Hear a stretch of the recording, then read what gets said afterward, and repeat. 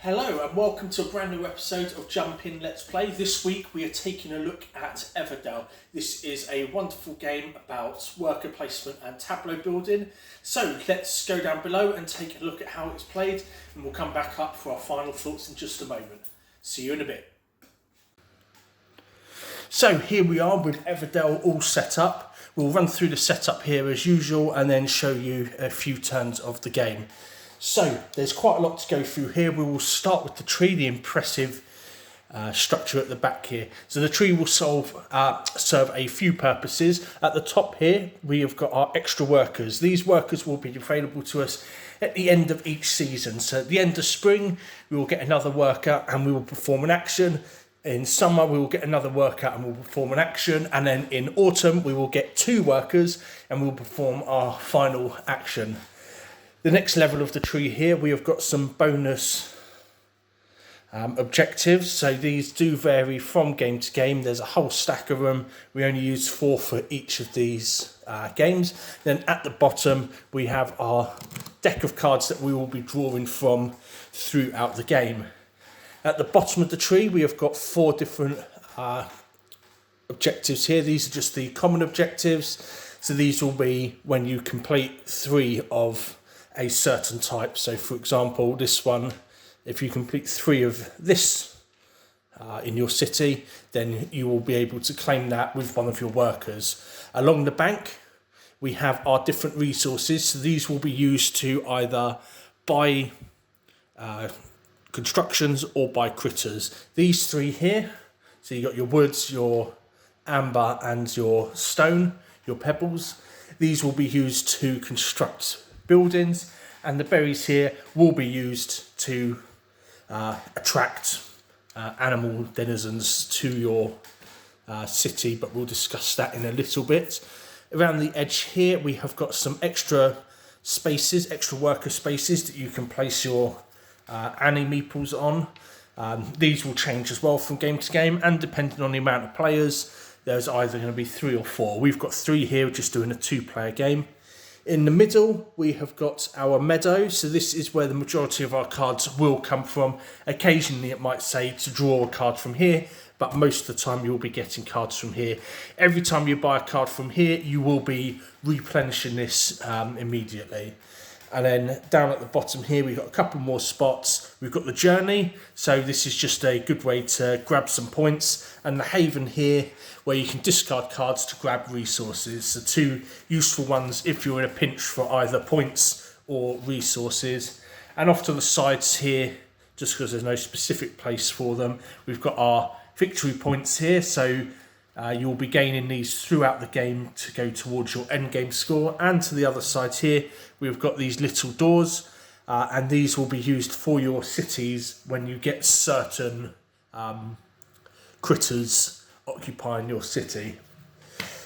And then finally, each player is given 2 starting meeples and a starting hand.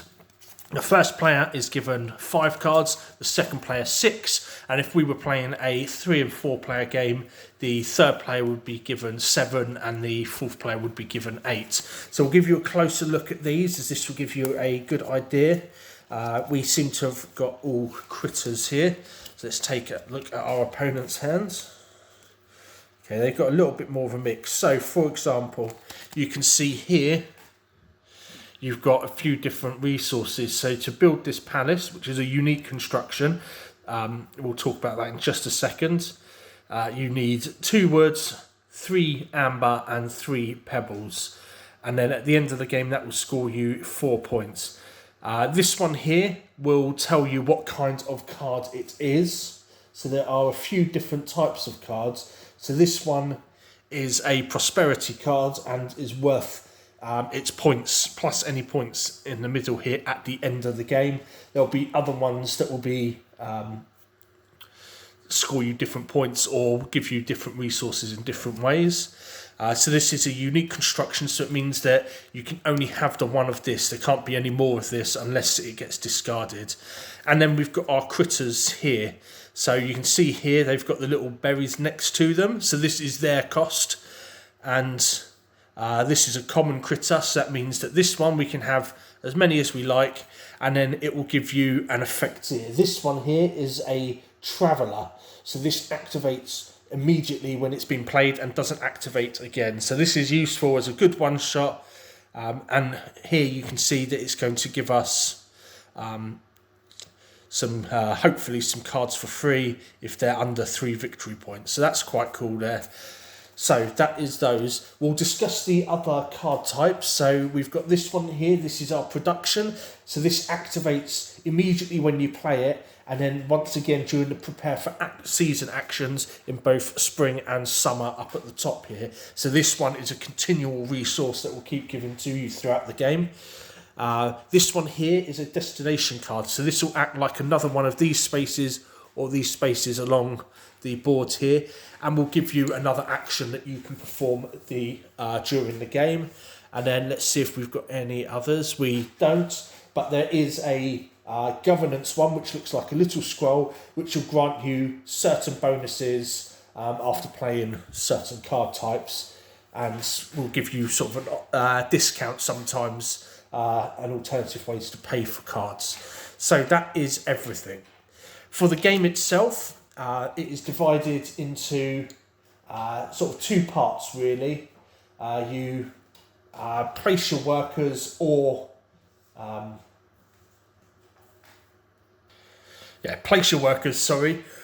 you can play a card, and you can keep doing these 1 action per turn for as long as you can afford to do these actions. And you'll notice if you've played this before or you've seen it being played by someone else, that towards the end of the game it will get quite long.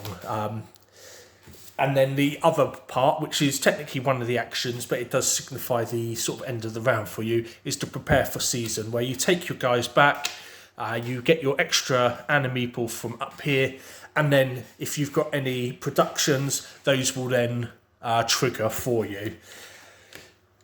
It's quite interesting because you can prepare for season whilst other people are still taking their turn, so there can be a bit of asymmetric sort of phases going on there. But your main actions in each turn up until the time where you have to prepare for season will be either placing a worker or playing a card.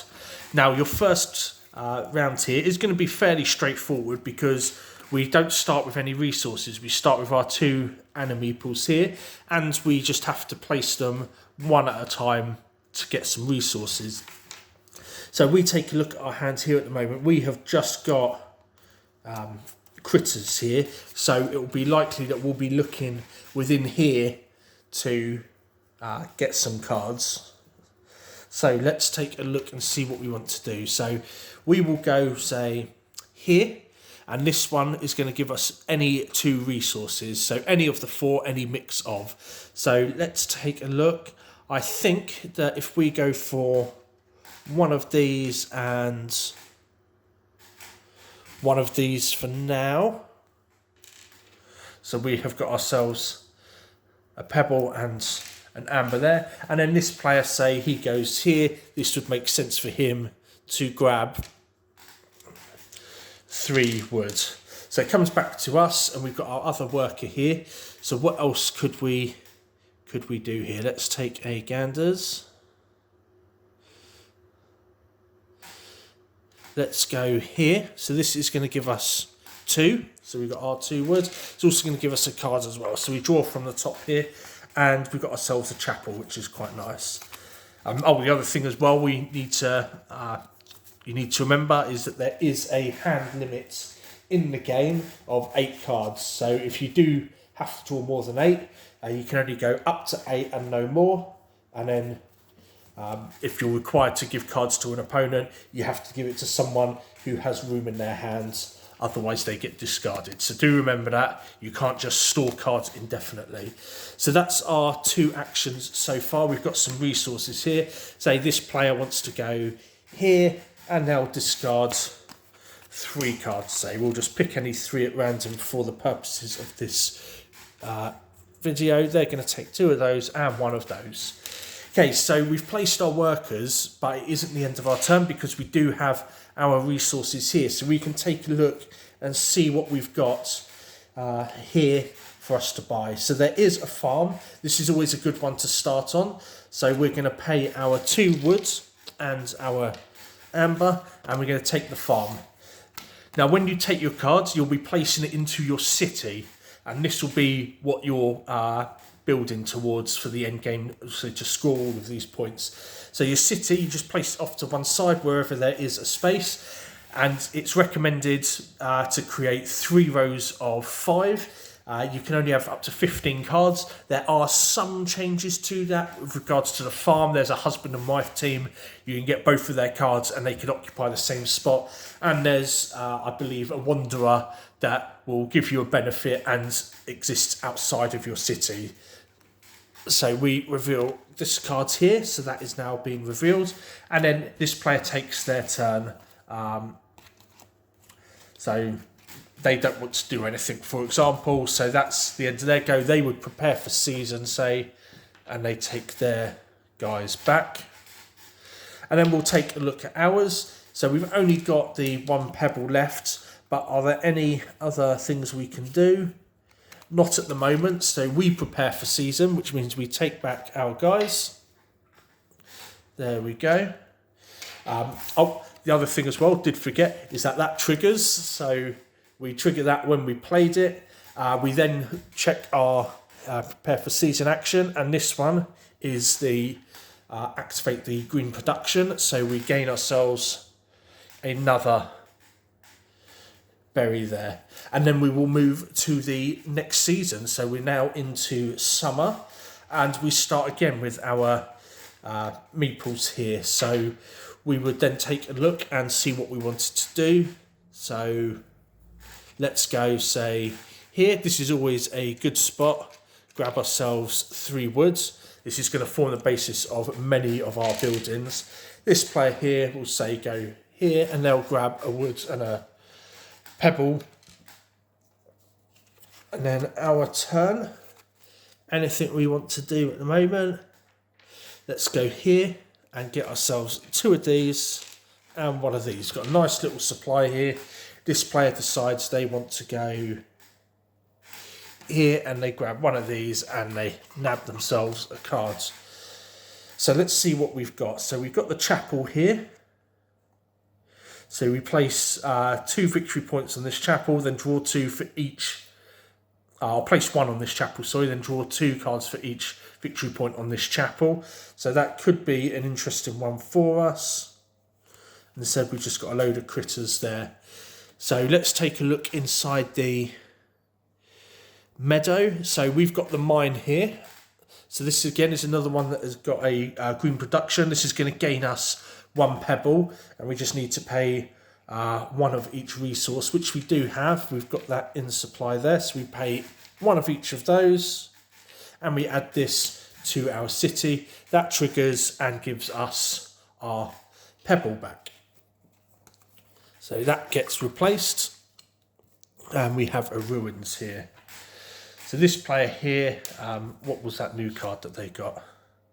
They got a judge there. If we can pick their cards up.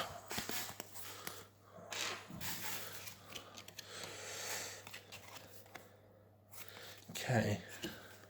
So they're going to go, say, here, and they're going to grab themselves a pebble. Now we can take a look and see what is available to us. So there is a fairground there, so we could take that, for example. So here we go, we've got 1 of these. No, we can't. That's a little bit annoying. We're going to have to go here first to grab ourselves 2 of those. We then go to this place, see if there's anything they want to do. If there is, then they'll do that. So say they want to go for this storehouse, because they've got the 1 of each there, so they pay those, and it comes back to us. So we're going to go for that fairgrounds now, so that's those there and 1 of those, and we take the fairground and we add that to our city, and you can see here it allows us to draw 2 cards, so we draw 2 cards. and see what we've got here. Okay, so then that is the end of our turn. So we replace that there. And then this player will see if there's anything that they want to do. So, for example, they may decide, let's have a look if there is anything they want to do or can do.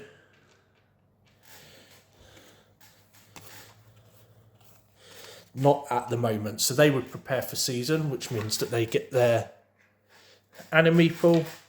These ones come back, and then they draw 2 cards. So now we'll see if there is anything else we are able to do on our turn. So we do have a chapel, but we don't have the pebble anymore. And we've got ourselves a load of critters. So we'll just double check our critters, because critters, if you have the building that they are occupying, then you actually get to activate that critter to your city for free. So let's have a look here. We don't have an inn. Can we afford the palace at the moment? No. So we'll just take a look up here, see if there's anything we can buy up here. And let's go for this one here. So this is the post office. So this will act as a new worker space, and it costs 1 log and 2 amber.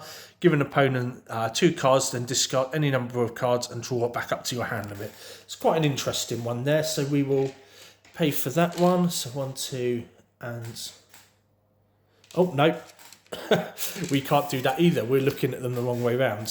So we can't do anything. Do forgive me there. So we can only prepare for season as well now. So we take ours back. We grab our one of those and we draw 2 cards. So we got our 2 cards there. And then 1, 2, 3, 4, 5, 6, 7, 8, 9, 10. So we're going to have to discard some cards here.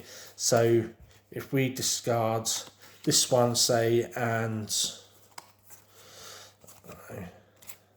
this one here, for example. So we keep our 1, 2, 3, 4, 5, 6, 7.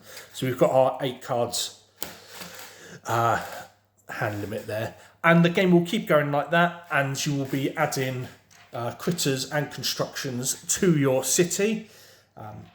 As you move through each of the seasons, you will get more workers. You'll also keep your resources. Those will carry over from season to season. And you will find that once you get to the autumn and the winter, that things will really start to ramp up for you. Your cities will start to synergize. You'll be getting your critters for free, depending on what ones you're going for. And it will start kind of working like an engine, really, for you, creating resources. And then at the end of the game, you'll tot up all the points on different things. So you'll be taking into account your cities, critters that will have different points values, as well as these objectives, the special objectives here, the common objectives along the bottom. And then you will total up the score and see who is the winner. So that is a look at Everdell. So we'll go back up top just to discuss our final thoughts. So we'll see you in a moment. So there we have it. I hope that video was of some help to you. So let's take a look at our final thoughts. So first up, I absolutely love this game. I think it is a beautiful game. The illustrations on the cards, the component quality is all top notch. You cannot fault it for any of that. The gameplay itself is fairly straightforward. Worker placement is one of my favourite types of game to play, and I really enjoy the choices that you have to make with limited resources in terms of your workers. Where will you place it to benefit you the most? So the rulebook, really nice rulebook, really colourful, set up very, very well. There's a fair bit to it in terms of what you've got to read through, but everything is very well explained, and then you've got your index at the back as well if you just need a quick reference, a quick guide there, and it gives us some little bit of fluff, a bit of story at the back as well. It's a really nice rule book, really clear. The components themselves, they've gone out of this world for these. I mean, first up, the perhaps the big draw for a lot of people will be that 3D tree. It is massive. It's imposing. It stands over the game board really well, and it has a function as well. So it's not just a gimmick. There's actually a function to it. It acts as storage for the extra meeples you'll be getting in the game, those extra challenges, as well as the rest of the deck. It's really nice. Obviously, it takes a little bit of assembly each time, unless you want to leave it up, but there we go. The game board itself, very clear, very concise. Everything's got its place, everything is well marked, nothing is crowded, so it's really good to see there. And the same with the cards as well. We'll just go through, you've already seen these, but they are very clear on what they do, what type of card it is, its costs and the like. And the images are lovely. That sort of like painted style on all of the images is really nice. They've done a really good job kind of immersing you in the world with the cards. But for me, where it really stands out is actually with all of the different resources. So we'll start with the meeples. You saw there just a whole variety of them. We've got 4 different ones in here. The expansions adds more to them, but here we've got 4 different animal species, and they're really nice. Again, it just helps with that immersion, just to have a bit more in terms of the style of the game. And then we've got the resources themselves. We've got the logs, amber, berries, and we've got the pebbles here as well. And they kind of feel like the resources that they are. So they not only look like them, but they kind of feel like it might be a log. These feel like pebbles. These feel like berries. And I really like that kind of tactile approach to the game. Again, it all, for me, really helps with the immersion, really helps make you feel that you're actually dealing in these resources, that you're actually building this woodland city. And it's something that I don't see in a lot of worker placement games. That I certainly do enjoy them. Some of them tend to be a little bit more abstract. This one really pulls you into that woodland aesthetic. Everything in there is absolutely top notch. So overall, absolutely fantastic game, and it's not a heavy game either. There seems to be a few components to it. Setup does take some time, but you're kind of looking at a medium weight game here. So if you've been playing board games for a little while, you're looking for that next step. Maybe you've been playing games like Lords of Waterdeep, for example, which is an amazing game to help introduce people to worker placement. You're looking for something maybe with just a little bit more meat on it, then Everdell will be that next choice for you, whilst also introducing you to tableau building and a little bit of engine building there as well as your city grows and develops. So that is Everdell. It is available to play in the boardroom, so if you want to come down and give it a go, please do. We have the base game there, and we do have it on order as well. So if you'd like a copy, just let us know. We can always add it to our orders with suppliers. Heavily recommend it if you're just looking for something that would be good for experienced players, newer players, sort of any mix really. Thank you for watching, guys, and we'll catch you around for the next one.